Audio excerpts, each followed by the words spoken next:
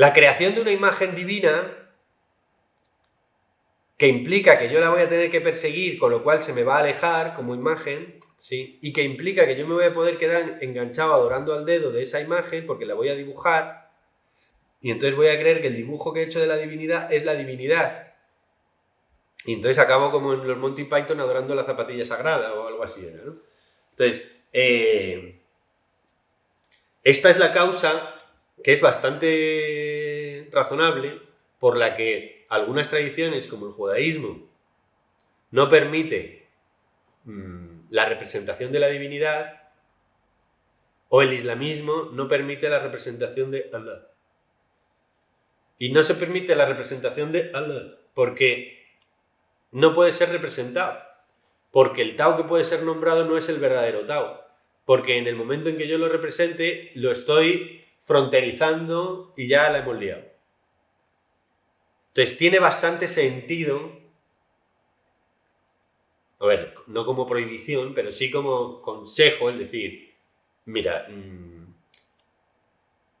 que en el fondo en el cristianismo es esto de no tomarás el nombre de Dios en vano, que también es una manera de explicar de alguna manera el decir la idea de lo divino es inabarcable y como tal no debes poder colapsarla en un concepto que tú creas que manejas porque estarás cometiendo un pecado, literalmente de limitar una cosa que no tiene límites por sí mismo. Entonces, en esa tradición islámica, en esa tradición judía, hay un montón. El gran espíritu no se puede representar. Se puede dar los 1000 nombres de la divinidad, pero ninguno de los nombres es el que es. Por ejemplo, en la tradición cristiana, que es la judía, que es la misma que la islámica, porque todas son las mismas, o sea, en el origen, lo que dice Yahvé cuando se le aparece a los profetas, o por ejemplo como a Moisés, lo que dice es, bueno, no me acuerdo cómo es la traducción exacta en hebreo, tal, pero al final la movida es que dice, yo soy el que es. Pero la traducción clásica dice, yo soy el que soy, que también es muy guay, pero yo soy el que es mola más, y he leído un libro no hace mucho que de un lingüista que te especificaba que lo que dice es, yo soy el que es, porque cuando el profeta le pregunta, ¿quién eres?, él dice, yo soy, él dice, él con mayúsculas, dice la divinidad, yo soy el que es. Y es una definición perfecta. Porque ¿quién es el que es? ¿Tú eres el que es? Sí, pues él. ¿La musaraña etrusca que va paseando por la... ¿Es? Sí. Luego, ¿él es el que es? Sí. ¿Esa montaña que tú ves que es allí la montaña? La montaña es allí. Entonces dices, ¿quién es el que es? Él. O sea, la montaña. O sea, la divinidad. ¿Veis esto? Si yo soy el que es lo que dice Dios como autodefinición, es muy buena autodefinición, porque lo que pasa es que impregna todo lo que es de divinidad, con lo cual espiritualiza la materia absoluta y además consideras todos los seres como divinos, porque Él es el que es. Por tanto, todo lo que es Él, que es lo mismo que dice el Vedanta con el Tattva Asi, tú eres eso. Tú eres ello, tú eres todo lo que es. De entrada, porque en todos nosotros, si te vas a lo profundo, hay una nostalgia de unidad. ¿Por qué hay una nostalgia de unidad? Pues porque nosotros estuvimos unificados en el origen. Ya no te digo que nosotros estuvimos unificados en un paraíso previo, donde las almas no están encarnadas, que a lo mejor, oye, no es más raro que estemos vivos. O sea, ya me resulta suficientemente milagroso que nosotros nacemos y que sucede esto ya es como para que me pueda creer cualquier otra cosa. Porque a mí esto me parece ya tan absolutamente disparatado que me dice, pues después nos vamos y vivimos en Saturno todos vestidos de los negros del ataúd. Y dice, bueno, me lo creo. O sea, quiero decir que ya es tan raro esto de las pelotas esféricas girando alrededor de estrellas incandescentes en la que sale un moho especial, y entonces somos como unos monos que vemos el mundo y tal, y no sé, y hacemos rascacielos y calculadoras y hablamos por internet. Y dice, a mí esto ya me parece tan raro que en cualquier otra cosa después también me dices, antes las almas no transmigran y tal. Sí, yo me lo creo. ¿Sí? O sea que tenemos una sensación de unidad previa, que puede ser previa desde el punto de vista de antes de la vida, o simplemente puede ser una unidad previa de cuando nosotros éramos un feto gestante, que estábamos ahí, éramos conscientes, ¿sí? Pero si tú te vas a la experiencia fetal, el feto es consciente o sea, no es consciente de ser consciente, pero es consciente. No es consciente de ser consciente, es decir, no piensa sobre su consciencia, pero es consciente. Y es consciente desde un estado no dual. Luego, si la gestación ha sido razonablemente buena, yo he estado en un estado de absoluta satisfacción en el que soy conciencia absoluta sin ningún conflicto. Pura conciencia. Entonces, después salgo del paraíso, que ahí viene el mito del paraíso, la pérdida del paraíso, la salida del cielo y tal, y todo esto de todas las tradiciones míticas, y entonces soy arrojado al mundo y a vivir con dolor y a sufrir con partos y tal. Y a vivir el pecado y la separación y tal. Pero yo en el origen tengo la sensación de la unidad. Entonces, en el interior de todos nosotros hay un anhelo de unidad, un recuerdo de unidad, que cuando experimentamos picos en la vía absoluta decimos, hostia, yo he estado aquí ya antes. Y entonces decimos, casa. ¿Por qué tenemos la búsqueda absoluta? Porque en el fondo, además de la nostalgia de unidad, tenemos una sensación claustrofóbica continuamente. Tenemos una incomodidad estructural que no nos damos cuenta. Si estamos activos, si estamos normal, la tenemos. Cuando nos vamos a dormir no la tenemos, por eso de vez en cuando nos vamos a dormir, porque es como, madre mía, por Dios, no, tal. Y voy hacia la libertad. Me voy al sueño profundo, me voy hacia la libertad. Sí, cuando yo me fusiono con una peli, cuando me fusiono con un libro, cuando me voy hacia la libertad, me quito de esta claustrofobia. ¿Qué es la claustrofobia? El yo, el ego. La claustrofobia del yo. Como el yo, para que exista, debe estar delimitado por unas fronteras que construye la mente, porque si no tiene fronteras se diluye, esas fronteras me limitan y me generan una sensación de incomodidad que yo no me doy cuenta, pero que la tengo continuamente. E intento liberarme de esta sensación de continuidad buscando el trance, o sea, buscando la experiencia de fusión con algo, de fusión con alguien, de fusión con la música, de fusión con un libro, de fusión con el sueño, de fusión con la peli, de fusión con lo que sea, menos estar en el yo y sus fronteras, porque es incómodo estructuralmente, porque hay una sensación de fondo de claustrofobia. Otra de las causas es la necesidad de resucitar, o sea, dado que el yo no existe nada más que como un objeto pensado, es decir, es un constructo teórico imaginario que nosotros nos montamos en la cabeza a base de agregados, o sea, de cosas que le vamos pegando, como si fuéramos un pulpo transparente que colocamos cosas dentro del yo o fuera del yo, ese yo está en riesgo de muerte continuada básicamente porque no existe. Nada más que cuando lo imaginamos. Y nos genera una sensación continuada de riesgo de muerte. Como de que tengo que estar acordándome de mí todo el rato. Para poder existir. Obviamente, si yo no me acuerdo de mí, yo soy, pero yo no puedo definir lo que soy. Porque yo soy el que es. ¿Y qué es lo que eres? Pues lo que eres. O sea, eres lo que es, lo que estés viendo. ¿Entendéis? Yo no me puedo definir nada más que como objeto, pero bueno, luego vemos eso un poco. Total, que que como el yo no existe, está en riesgo de muerte. Y además, como el cuerpo biológico, nosotros vemos que los demás van y se mueren y se pudren y los entierran, y dicen, pues esto me pasará a mí también. Y entonces tenemos el miedo a la muerte. ¿Y qué pasa con el miedo a la muerte? Pues que el miedo a la muerte crea la esperanza de la resurrección, porque dado que nacemos, pues a lo mejor resulta que cuando nos morimos volvemos otra vez a nacer. Y entonces esto está en el lenguaje del mundo, ¿no? Hay una cueva antes del nacimiento, de la cual no sabemos qué pasa antes, y hay una cueva después de la muerte, nunca se puede mirar en ninguna de las dos cuevas. Y nosotros vivimos en medio de estas dos cuevas. Y entonces decimos, ¿y si saliendo por esa cueva se entra por allí? A lo mejor salgo por ahí y entro por allí. Y entonces tenemos la idea de la resurrección, ¿sí? La idea de la resurrección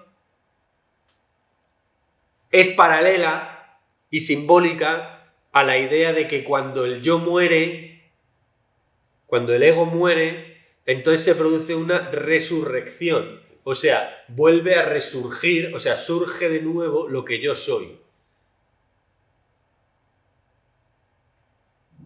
¿Entendéis?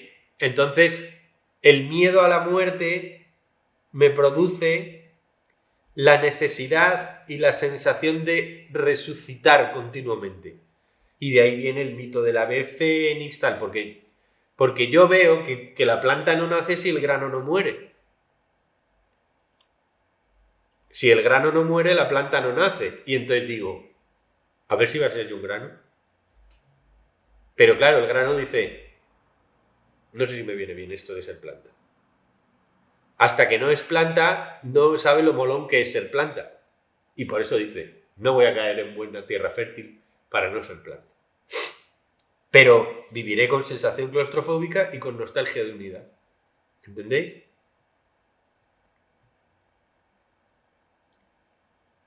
Otra necesidad que tenemos que nos lleva a la vía absoluta es la necesidad de confiar y entregarme a un poder mayor. Porque claro, todos nosotros que hemos sido bebés más o menos cuidados, si no, no estaríamos aquí, sabemos esta cosa que hablaba en la conferencia de la confianza, que es una cosa absolutamente fascinante de los animales, que es, pero este animal, ¿por qué se deja? O sea, coges un hámster y está ahí. Y se deja. Es decir, no está pensando, este me va a matar. No. En general los bichos se dejan. Sí, y tienen plena confianza en ti, que puede ser súper malo. Entonces, llegas al perro a la peluquería. No es el caso del mío, pero ahora me ha dado por ver vídeos de cosas muy raras, ¿no? En fin, lo va clavando el algoritmo de YouTube. Ahora me ofrece gente que hace cerámica y perros grandes a los que les llevan a la peluquería. ¿Por qué? Pues porque me flipa como el perro grande que tiene unos piños así te podría arrancar 3 falanges si quisiera a una china así pequeñita, peluquera, pues el perro se deja. ¿Por qué? Porque hace esta delegación de confianza que tenemos innata, que los bebés tienen innato, ¿no? Es decir, este bebé, ¿por qué se deja? Pues no tiene otra opción, a ver. Pues se tiene que dejar. ¿Por qué? Pues porque nosotros nos tenemos que dejar. Porque la vida no la podemos mangonear. No la podemos mangonear. Entonces vivimos a veces sin dejarnos. Y pues chico, déjate, si al final no vas a mangonear nada, si eres un... ¿Qué vas a conseguir si no te dejas? Pues lo mismo que el cachorro enfadado, nada, enfadarse y que al final le acaben haciendo lo mismo que le iban a hacer. Pero además el cachorro enfadado. ¿Entendéis esto? Entonces nosotros tenemos una tendencia innata que no es egoica, ¿sí? El ego quiere lo contrario, el control y tal. Pero nosotros tenemos a confiar y a delegar y a decir, ¡mamá! Como niños, como animalitos y como seres que viven en una naturaleza en la cual no tienen la capacidad de controlar la movida y como seres creados por la divinidad, nosotros tenemos la tendencia a delegar, a confiar y a dejarnos llevar por la divinidad, que es esta cosa maravillosa de decir, hágase en mí según tu palabra, ¿no? Que es en el fondo el placer de ser guiado y decir, it's not my business, me voy a dejar porque confío, que es el placer del niño cuando confía en sus papás, que es el placer del místico cuando confía en su divinidad. Y entonces esta llamada a la entrega, porque lo contrario de la entrega es el pecado, es decir, creer que yo soy quien tiene que mangonear las movidas y controlarlas, es decir, voy a tomarme a mí mismo por la divinidad, y entonces suplanto a la divinidad y soy expulsado del paraíso. Y entonces se me queda la sensación de que me tendría que volver a entregar. ¿Entendéis? Ok. Dado que el yo para construirse me ha separado de la realidad, entonces a mí se me queda esta sensación de claustrofobia y se me queda esta sensación de incompletud, de separación, de soledad, de fragmento, de algo abandonado. La gente que no está bien estando sola es la gente que no está conectada consigo misma ni siquiera. Es decir, no tiene ni conexión propia, se toma a sí mismo como una idea exterior. Entonces hay un testigo que ve a uno que es el mismo diciendo, ¡ay, que solo estoy! Pero hay un testigo que ve a otro que dice, ¡ay, que solo estoy! Y no hay no sé quién. ¿Veis esta trilogía de personalidades en la soledad? Dices, ¡ay, que solo estoy! Dice, tú te das cuenta que dices, ¡ay, que solo estoy! Pues debería estar con alguien.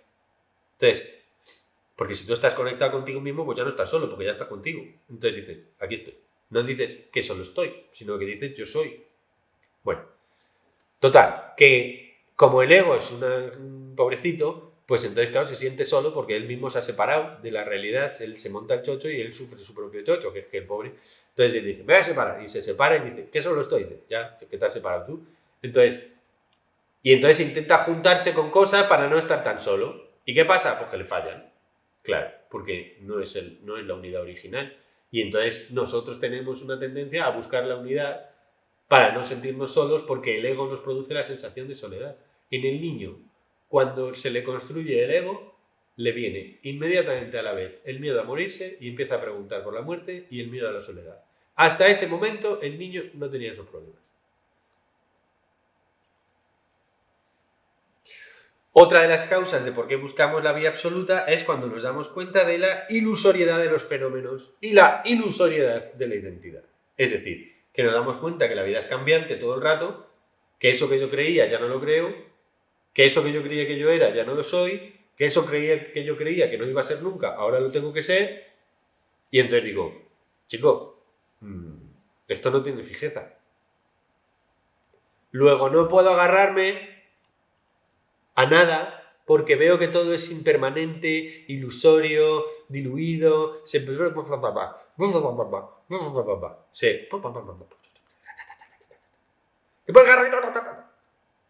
de aquí, entonces todo el rato se está yendo todo el rato quiero coger cosas que no vienen, todo el rato soy una cosa, pues ahora ya soy esto, y yo pues ya no lo soy. Y haces, ay mierda, después algún día seré y nunca llega. Y tal. Y entonces dices, oye, no puedo con esta ilusoriedad.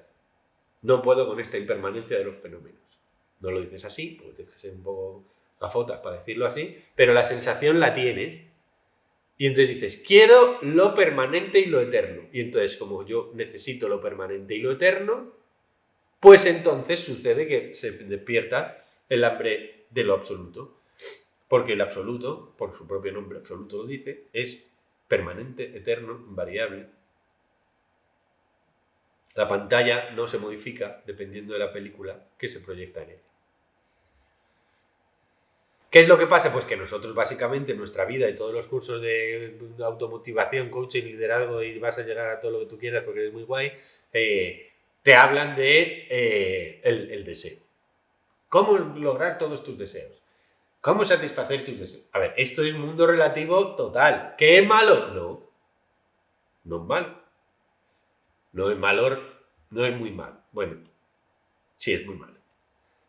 Pero es igual de malo que las otras cosas, entonces no se nota tanto. Y bueno, en el fondo trae cosas buenas también como todo lo malo. ¿Pero qué quiero decir? Sí, pues que el deseo al final te trae una insatisfacción. Entonces, ya te enafrarás. O sea, que tú quieres seguir el camino de la consecución de los deseos y tal, me parece muy bien. Yo te doy aplausos como a un adolescente que se quiere comer el mundo. ¿Sabes? El adolescente todavía no sabe que el único argumento de la obra, como dice la poesía, es la muerte y la vejez y la muerte, ¿no? Y él, como todos los jóvenes, vino a llevarse la vida por delante. ¿Hay que quitarle la ilusión? No. Porque en el proceso de su vida él tiene que pasar sus fases de ilusión, desilusión y tal. Entonces, el deseo impepinablemente me va a llevar a la frustración. ¿Por qué? Pues porque el deseo, hijo píos, tiene muchas cosas que son una puta mierda. O sea, el deseo es desagradable en sí mismo. Si tú te das cuenta, el deseo es desagradable. O sea, el deseo tiene muy buena prensa, pero el deseo es una cosa desagradable. El deseo es una tensión. Es una cosa que es molesta. O sea, es una molestia que se genera para que yo me quiera librar de ella.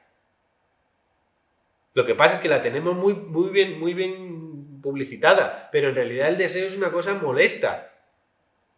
Que dices, ay, las patatas fritas, y cuando te las comes, entonces la tensión se quita y dices, ay, qué bien las patatas. Ya, pero es que la tensión era molesta.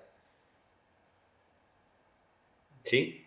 El sexo tiene esta cosa que es, incluso hasta que no se satisface y se libera la tensión, si no se libera, pues te quedas como mal, te quedas mal.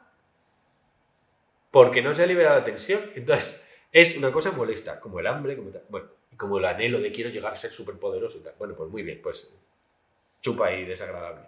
Quiero decir que vas a sufrir un montón porque el deseo satisfecho, bueno, pues vale, satisfecho me quita la tensión, pero no satisfecho es básicamente una cosa molesta. 2. No, es muy probable que haya deseos que no se satisfagan, con lo cual te esperan 2 caminos. La frustración, la rabia o la tristeza por la pérdida del objeto de deseo que nunca llegarás a tener. Luego el deseo trae, o en su búsqueda, digamos, en su camino, suele traer insatisfacción, frustración y rabia. En general. ¿Por qué? Pues porque además el deseo sucede que no tiene, que la recompensa nunca es lo esperado. O sea, el deseo siempre es de Alibaba.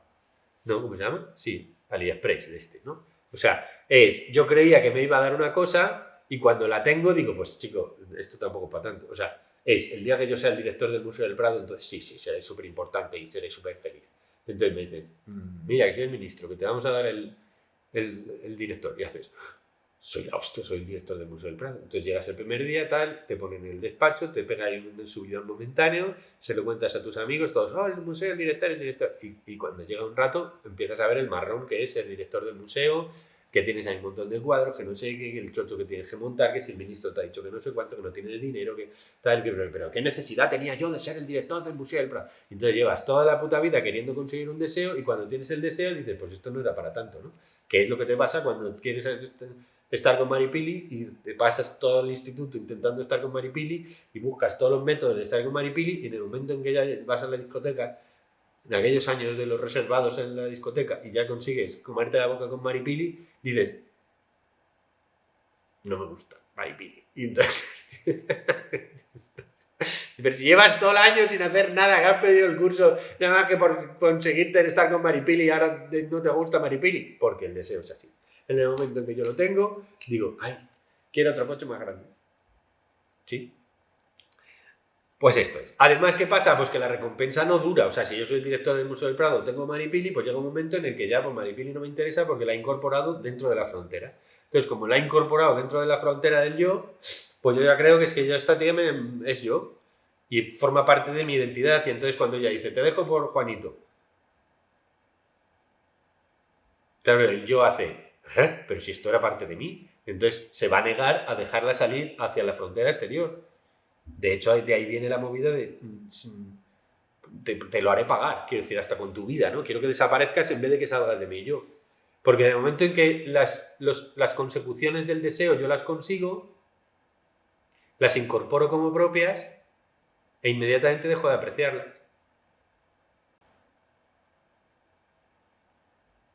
Este es otro de los problemas del deseo. Que además no compensa el coste-beneficio, ¿no? Me he pasado el curso, casi suspendo todo el curso, me he escrito 3000 poesías, te he estado tirando los trastos, le he estado comiendo la cabeza a todas tus amigas para que al final te acabes enrollando conmigo y no me gustas. Es que no me compensa el coste-beneficio. No me compensa. Esto es otro de los problemas del deseo. Cuando llegas a la movida dices, pues si esto, para esto tanto, ¿no? Quiero decir, si a ti te gusta cocinar, cuando tú te cocinas un plato que dura 1 hora, sueles tardar en comértelo 5 minutos. Porque además, cocinas cosas, yo por lo menos, que puedas hacer. Que no tengan que mangonear nada ni tener que hacer ninguna actividad, sino que hagas. así a cholona, a garganta abierta, ¿sabes? De, ¡qué rico, qué rico, qué rico! ¿Vale? Es manera de comer, es el rollo papilla. Y entonces, te puedes tirar 2 horas haciendo un potaje de garbanzo con espinacas y bacalao, ahí súper tal, que luego dirías, si tú sufres cocinando eso, pues no te compensa. Pero si tú te lo pasas bien cocinando eso, pues te compensa porque te lo pasas bien cocinando y te lo pasas bien comiendo. ¿Qué quiero decir con esto? Pues que el deseo solo compensa si el proceso para conseguir el deseo, el camino es interesante. Porque si el camino es una cosa sufrida, ya te digo yo que no te va a compensar el esfuerzo, que es el problema del deseo. Y por último, cuando ya sucede que he conseguido la movida y ya soy el director del Museo del Prado, el problema cambia de estilo. Y ahora el problema es que a ver si me van a quitar el puesto de ser el director del Museo del Prado. Y me agarro al deseo conseguido.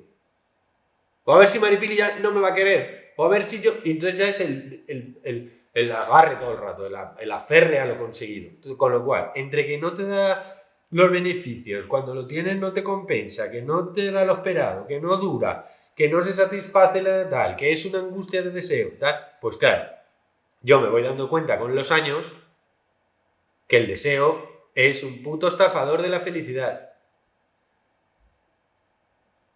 Y dices, a ver si esto no va a ser así. Y entonces te vas a la vía absoluta. Que no es que no implique la satisfacción de las necesidades fisiológicas, que podría ser. Pero que en general o estás en el éxtasis del momento ahí, que te tiras 3 días ahí vibrando en una cueva y entonces no comes ni duermes ni nada, que cabe la posibilidad, pero generalmente de eso se sale y luego haces una vida normal y te ponen tus espaguetis y te los comes. Porque es una necesidad corporal, pero eso no quiere decir que tú estés pensando en, joder, qué feliz seré cuando tenga un Macintosh. Entonces sí que seré feliz, no con mi PC de Microsoft. Y cuando tienes el Macintosh, el Apple, lo incorporas como propio, ya te crees que perteneces al club de los guays e inmediatamente dices, ya, pero con una pantalla más grande molaría mucho más. Y ya la hemos liado. Métodos de conexión con la vía absoluta. ¿Cuáles son los senderos o los caminos que yo puedo seguir a la búsqueda de que se revele en mí la experiencia de la vía absoluta? Hay multitud. Multitud. Os voy a ir diciendo tanto los que a mí no me han servido como los que sí me han servido, específicamente los que más me han servido a mí.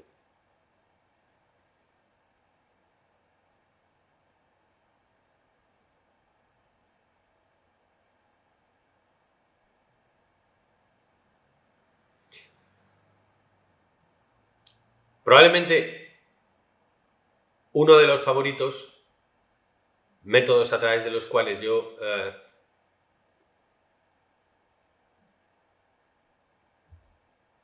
atravieso para ponerme a disposición de que suceda una experiencia absoluta, ¿sí? O iniciática o iluminativa, es para mí la naturaleza. La naturaleza, la creación. Dado que nosotros somos unos bichos que en nuestro origen, como todos los bichos, hemos estado fusionados con la naturaleza, el que nosotros hagamos un ejercicio de contemplación de la naturaleza nos lleva a la reconexión con esa situación en la que nosotros estábamos unidos. Para que el ego se estructure y para que nosotros nos caigamos en la vía relativa, tenemos que haber hecho una separación de la naturaleza. Con lo cual, cuando yo hago una fusión con la naturaleza, vuelvo a conectarme.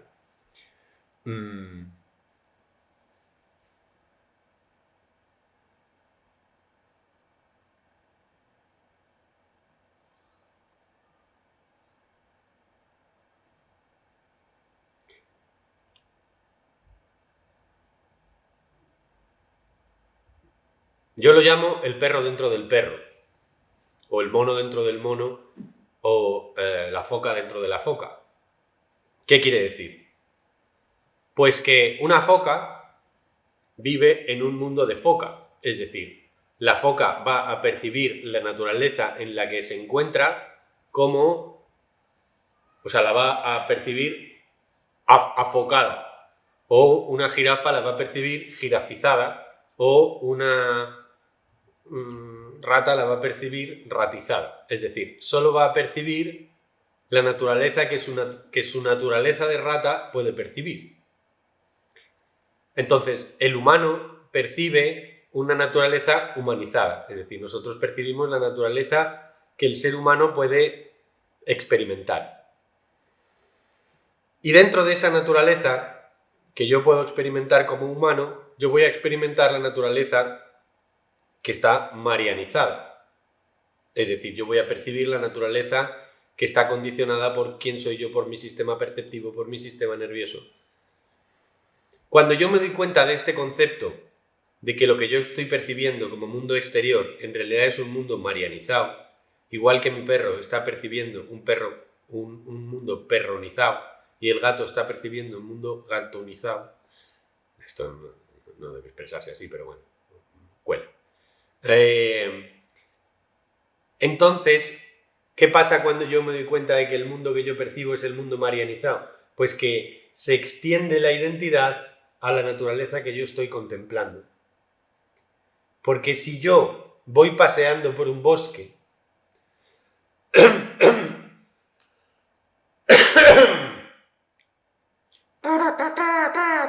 los negros de WhatsApp, toses y ataúd. Bueno, si yo voy paseando por la naturaleza, yo me doy cuenta que ese bosque en el que yo voy paseando, en realidad estoy paseando por dentro de mí mismo. Esto es muy difícil de explicar, pero para mí es una experiencia muy, muy, muy cercana. Si yo siempre paseo por dentro de mí.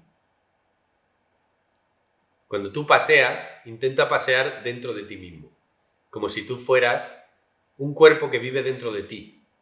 Y entonces tú paseas por dentro de ti mismo. Ese método de conexión, que no sé si soy capaz de transmitiros, pero que a mí me vale, ¿no? Es extraordinariamente útil. O sea, tú imagínate que te subes a una montaña y entonces intentas percibir el paisaje que tú estás viendo como si ese paisaje, por ejemplo, estuviera dentro de tu cabeza. O sea, como si tú te hubieran subido a una de las zonas de tu cerebro, entonces tú estuvieran hecho pequeñito, entonces te hubieran colocado dentro de tu cabeza y tú estuvieras percibiendo la naturaleza que tú eres, pero con un cuerpo dentro de esa propia naturaleza. Igual que yo paseo por el bosque, entonces yo paseo con un cuerpo dentro del bosque que yo soy. Yo paseo por un mundo dentro del mundo que yo soy. Entonces ahí se produce una unificación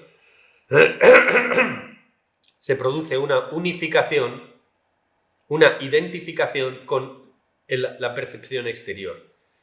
Y entonces, todo lo que yo antes consideraba objetos exteriores cuando vivo en la percepción relativa, el mundo exterior yo lo percibo como externo, cuando yo me doy cuenta de que esa percepción está marianizada, entonces yo paseo por dentro de mí mismo y esa percepción se me queda unificada e identificada. Y entonces, ¡pum!, sobreviene la experiencia de la unidad.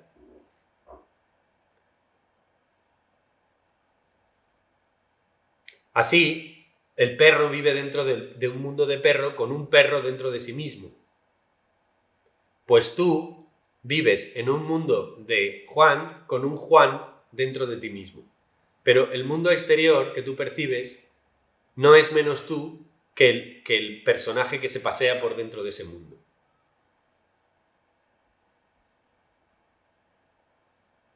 ¿Sí?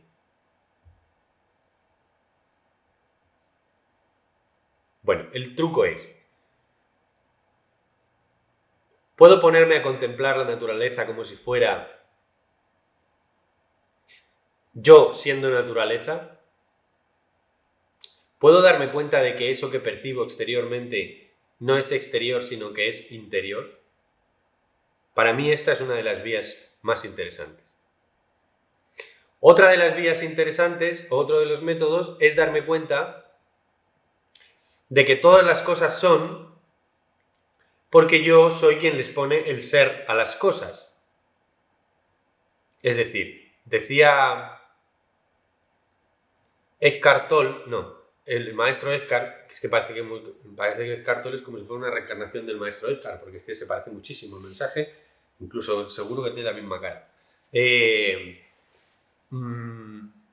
dice, Dios existe porque yo le conozco. Dios existe porque yo le conozco. Es decir, sin la existencia mía, Dios no podría existir. Es decir, yo soy el que le pone el ser a las cosas, incluida la divinidad, de lo cual se deduce que yo soy el que es. Y luego ya defino qué es lo que yo soy, cuando le doy nombre y forma a las cosas que son. Pero las cosas son porque yo le pongo el ser. Es decir, cuando tú naces, nace el universo contigo. Cuando tú desapareces, ese universo desaparece contigo. Cuando tú estés en tu lecho de muerte y digas, ¿cómo ha sido mi vida?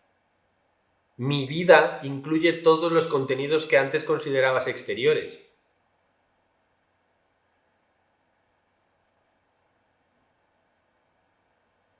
Tu vida incluye todos los contenidos que han sido exteriores. Luego tú los has experimentado como parte del ser. Es decir, si yo miro una nube que pasa por el cielo, esa nube existe porque yo le pongo el ser. ¿Entendéis que es la luz del ser, que yo soy, la que hace que los objetos que considero exteriores existan? Por tanto, no son exteriores, todos los objetos son internos.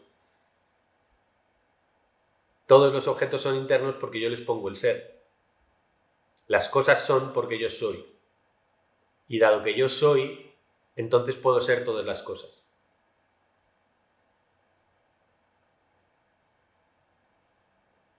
¿Veis? Este concepto es muy elevado. Pero no se trata de que yo piense que las cosas son, sino de que yo sea las cosas. Entonces tú te pones a hacer contemplación externa, en el sentido de que observas lo que sea, y te das cuenta de que eso que tú estás observando, que ahí está, es porque tú le estás depositando el ser a eso. Con lo cual tú puedes hacer una identificación con eso. En el momento en que se produce la experiencia de la identificación con el objeto exterior, entonces me hago uno con el objeto exterior y estoy en la vía absoluta.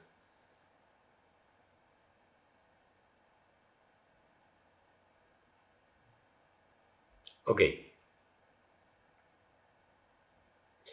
Otro sistema que a mí me sirve es darme cuenta de que yo soy el método que utiliza el mundo para conocerse a sí mismo. De que yo soy el método que utiliza la divinidad para conocerse a sí misma. Porque antes de que la divinidad se hiciera múltiple, podría ser consciente, pero quizá no era autoconsciente. Pero para que yo sea consciente de que yo soy la divinidad, o sea, para que la divinidad sea consciente de sí misma, requiere de que yo esté separado de la divinidad para que caiga en el conocimiento del ser. O sea,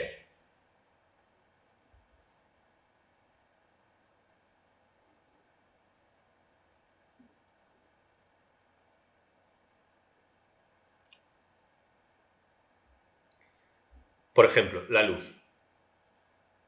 La luz es un método, es una de las grandes metáforas de lo sagrado, porque la luz en sí misma es la que permite que las cosas se vean. Entonces la luz es una metáfora perfecta del ser. Si no hay luz, no pueden ser las cosas. No se pueden ver las cosas sin luz. Luego el ser es como la luz. Es la luz que ilumina las cosas. Por eso se llama la iluminación. La iluminación es cuando yo me doy cuenta de que yo soy la luz. O sea, el ser que ilumina las cosas a través de las cuales existen es yo.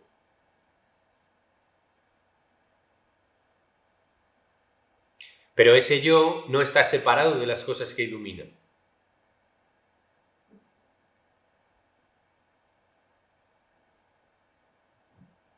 A ver, son metáforas densitas, ¿eh? Ya os dije que este curso Bueno, cada uno, yo os voy a decir un montón de métodos de conexión para ver cuál os sirve, ¿vale? Otro de los métodos de conexión, aparte de la luz, que es que la luz es muy interesante porque la luz ya como fenómeno físico es la hostia, o sea, porque la luz siempre está en el presente, porque ella marca el tiempo, no es materia ni es... el fotón no es onda y corpúsculo y tal, en fin, que la luz tiene un montón de características en sí mismas que la hacen como más divina que el resto de las cosas, ¿no? Porque como que no pertenece al mundo, sino que es como que lo que es como que lo es como lo que permite que el mundo sea, ¿no? Del mismo modo que yo puedo hacer esta unificación a través de la luz o a través del ser, la puedo hacer a través del sonido. El sonido es el primer sentido y el último. El primero que entra, el primer sentido que tiene un feto y el último que tiene un moribundo antes de morir, el último en apagarse. El sonido es vibración, es la percepción de la vibración. Y todo es, si yo anulo la luz, o sea, si yo anulo la vista, puedo hacer lo mismo que hacía con la vista, lo puedo hacer con la escucha del sonido. O sea, yo puedo hacerme uno con lo que escucho. Porque el sonido está tan cerca, o sea, la vista es como que es mucho más fácil externalizarla. Porque es como que está allí lo que yo veo, ¿no? Pero el sonido está como dentro de mí. Si calláis por un momento y escucháis algo que se oiga, por ejemplo, esta voz que vosotros estáis escuchando, te das cuenta de que la estás colocando fuera porque tu frontera, digamos que la coloca como fuera, pero en realidad está resonando dentro de ti. Si yo me concentro en la resonancia del sonido interno, es decir, dejo de colocar imaginariamente el objeto de sonido como exterior, dejo de colocar imaginariamente el objeto que emite el sonido como exterior y empiezo a plantearme que ese sonido es interno, entonces lo que pasa es que coloco el objeto del sonido dentro de mí y me hago uno con ese sonido. Hay un cuentecito que me habréis escuchado que es este de que le preguntan al monje que qué es real si el monje o la campana que suena. Y dice el cuento que lo real es el tañido. ¿Y qué es el tañido? El tañido es como se llama el sonido de la campana. Pues el tañido es la relación entre el monje y la campana. Es decir, para que el tañido exista, el monje y la campana se relacionan como dos componentes unificados en el sonido. ¿Lo entendéis? Entonces, ¿el tañido qué es? ¿El tañido es monje o es campana? ¿La música qué es? ¿La música es emisión exterior o el perceptor que recibe esa vibración? Si yo coloco la música interna, entonces me hago uno con la música. Al hacerme uno con la música, puedo extender esa unicidad, esa identificación que yo soy a la vibración que antes era exterior y entonces ahora la coloco dentro. Al colocarla dentro, sucede la no dualidad.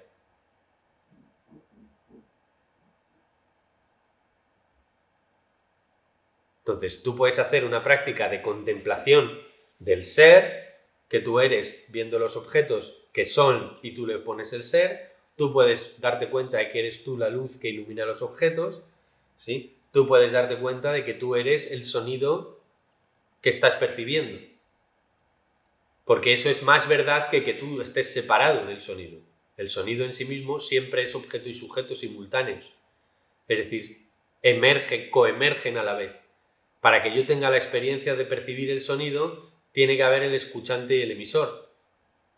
Pero en realidad el escuchante y el emisor, los dos son imágenes mentales. Lo que es real es el sonido, que no es una imagen mental, sino una experiencia.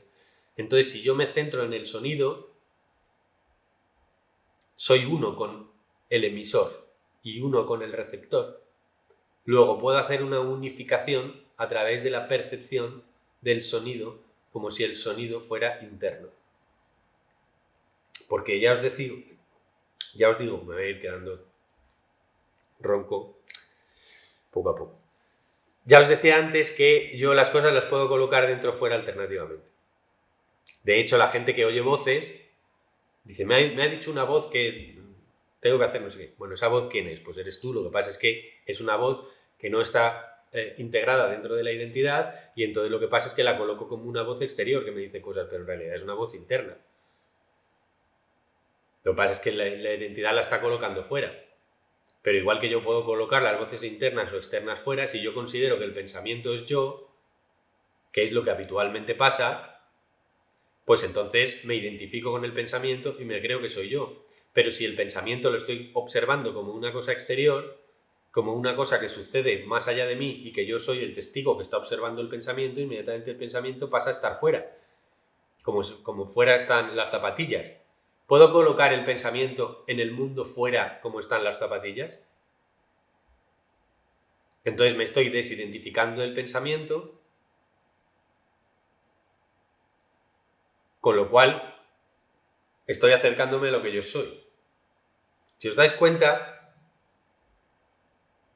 esta capacidad que tiene la psique de colocar las cosas dentro o fuera del yo, que es bastante arbitraria y que va funcionando en base a cómo a mí me interesa ser, entonces si esto no me interesa para mí, yo pues lo pongo fuera, ¿no? Que es esto de, es que no sé qué me ha pasado, no sé por qué no lo he hecho, no era yo quien lo ha hecho. Claro, eras tú, pero tú has decidido colocar ese comportamiento exterior porque no le viene bien a la idea de ti. Entonces yo estoy todo el rato colocando cosas fuera y cosas dentro. Entonces, dado que yo estoy colocando todo el rato cosas fuera y cosas dentro, quiere decir que puedo utilizar esa mecánica de la frontera entre lo que es yo y lo que no es yo para que se produzca la unificación. ¿Cómo se puede producir? Por dos vías. La vía de la totalidad o la vía del vacío. Es decir, la vía de la totalidad es más cristianismo. Yo soy todas las cosas, que decía Jesucristo, ¿no? El Padre y yo somos uno, el Padre es todas las cosas, yo soy uno con todas las cosas. Luego lo que hago es extender la identidad a la totalidad. Veo al otro como a mí mismo. Yo soy la luz del mundo, yo soy la verdad y la vida. Esto lo que estoy haciendo es colocar la identidad, o sea, estoy colocando la frontera al infinito.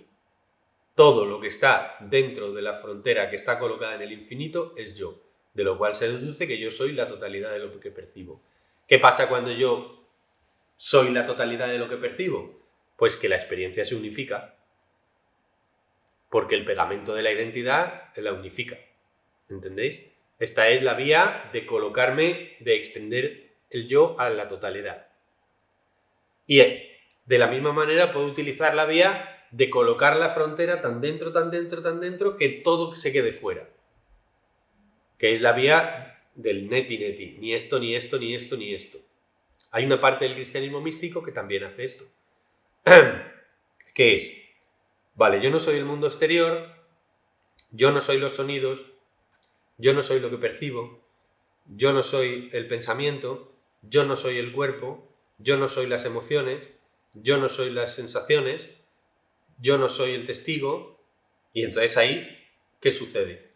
Pues que cuando yo me voy para adentro colocando todo fuera de mí, lo que pasa es que se unifica todo lo percibido exteriormente, porque yo coloco todas las cosas que existen como objetos. Y cuando me pongo a mirar cuál es el sujeto, me doy cuenta que el sujeto es vacío. Que el sujeto es solo la potencia de ser, pero sin ser nada específicamente.